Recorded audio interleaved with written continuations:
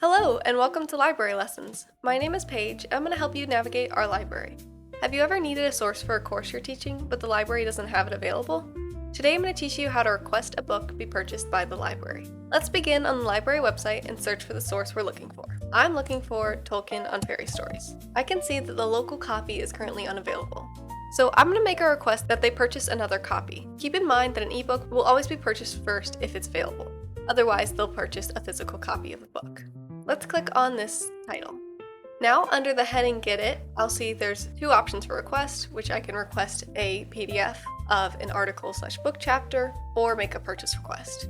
I'm going to click on the purchase request button. Here, it should automatically populate all of this information from this source, and all you need to do is specify if you want it in print or an ebook. If you don't specify, again, they'll look for an ebook first.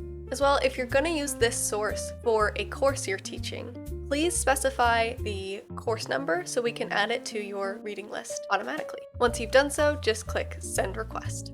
If you have any issues with making purchase requests, you can contact acquisitions@regent.edu. Or if you have any issues with getting a source added to your reading list, please contact reserves@regent.edu. Alright, that is how you can make purchase requests on our library website. Thank you for joining me on this library lesson.